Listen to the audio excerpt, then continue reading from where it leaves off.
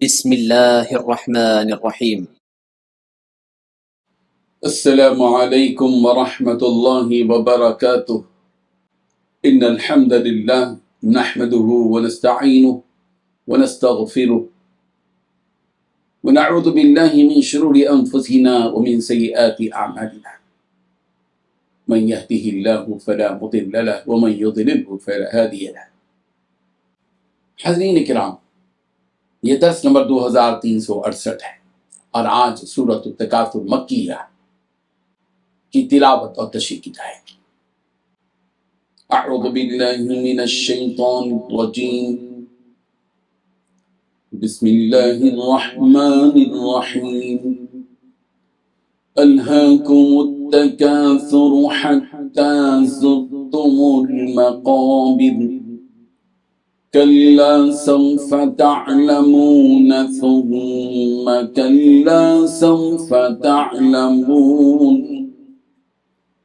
كلا لو تعلمون علم اليقين لترون الجحيم ثم لترونها عين اليقين ثم لتسألن يومئذ عن النعيم۔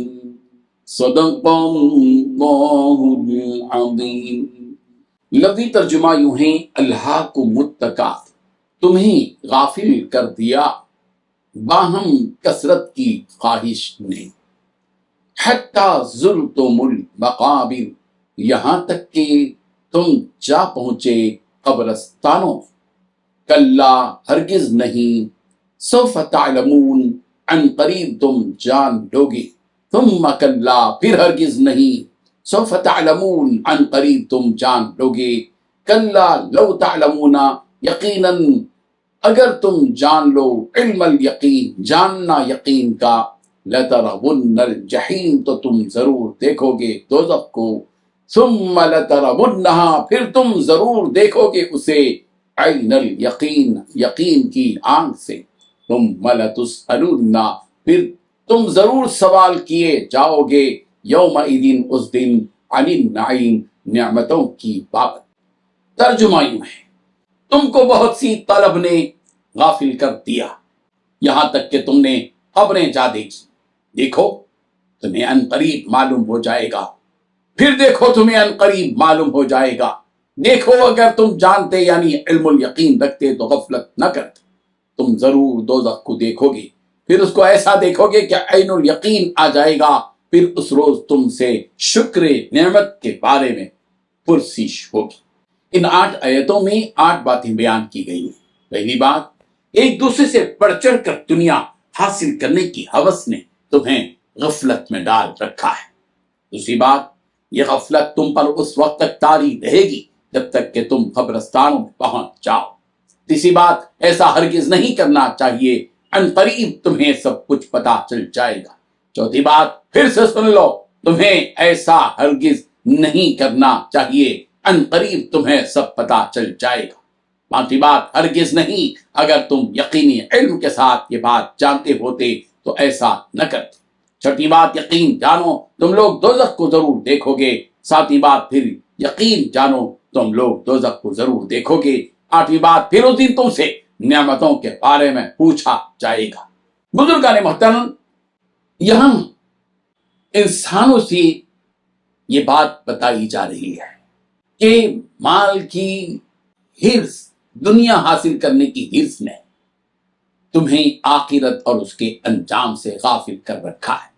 تم پر دنیا کی محبت اور اس دنیا میں ایک دوسرے پر برتری حاصل کرنے کی چاہت نے تمہیں آخرت سے غافل کر دیا ہے، اور تم اس دنیا کی نعمتوں میں ڈوب کر یہ بھول چکے ہو کہ تمہیں مرنے کے بعد دوبارہ زندہ ہونا ہے اور پھر اپنے اعمال کا حساب دینا ہے۔ حضرت ابراہیم بن ادھم رحمہ اللہ نے اپنے بھائی کو وصیت کرتے ہوئے فرمایا کہ اے میرے بھائی، دنیا کی محبت کو چھوڑ دے، اس لیے کہ دنیا کی محبت اندھا اور گونگا بنا دیتی ہے، یعنی انسان پر دنیا کی محبت ایسے غالب آتی ہے کہ اس محبت کے آگے اسے نہ تو احکام الہی نظر آتے ہیں اور نافرمان نبی سنائی دیتا ہے، بلکہ وہ ان سب کو پسے پشت ڈال کر دنیا کی چاہت اور اس کے جمع کرنے کی فکر میں لگا رہتا ہے۔ اب یہ مال جمع کرنے کی حالت انسان کی کب تک رہتی ہے؟ اسے بیان کرتے ہوئے فرمایا کہ جب کسی پر دنیا اس طرح غالب آ جائے تو پھر موت تک وہ اسی میں پڑا رہتا ہے۔ جب موت اس کے سامنے آ کھڑی ہوتی ہے تو تب اسے معلوم ہوتا ہے کہ جس چیز کے جمع کرنے کے پیچھے میں نے ساری زندگی لگا دی، آج وہ میرے کسی کام کی نہ رہی، اور نہیں میں اسے اپنے ساتھ لے جا سکتا ہوں۔ حضرت ابو ہریرہ رضی اللہ عنہ سے مروی ہے کہ نبی رحمت صلی اللہ علیہ وسلم نے ارشاد فرمایا کہ بندہ بس میرا مال میرا مال میرا مال کرتا رہتا ہے، حالانکہ اس کے مال میں سے اس کا ایک وہی جو وہ کھایا اور ختم کر دیا، دوسرا وہ جو اس نے پہنا اور پرانا کر دیا، تیسرا وہ جو اس نے صدقہ کیا اور آگے بھیجا، باقی کا جو مال ہے وہ سب لوگوں کے لیے وہ چھوڑ کر جانے والا ہے۔ نبی رحمت صلی اللہ علیہ وسلم نے ارشاد فرمایا کہ جب انسان مر جاتا ہے تو اس کے ساتھ 3 چیزیں قبرستان تک جاتی ہیں، 2 چیزیں وہیں سے واپس آ جاتی ہیں اور ایک چیز اسی کے ساتھ چلی جاتی ہے۔ وہ 3 چیزیں جو اس کے ساتھ جاتی ہیں وہ اس کے اہل و عیال، مال اور عمل ہیں۔ ان تینوں میں سے ایک اہل و عیال اور مال واپس آ جاتے ہیں، جبکہ عمل اسی کے ساتھ رہتا ہے۔ اللہ تبارک و تعالیٰ ان حقیقتوں کو سمجھنے کی ہم سب کو توفیق عطا فرمائے، آمین۔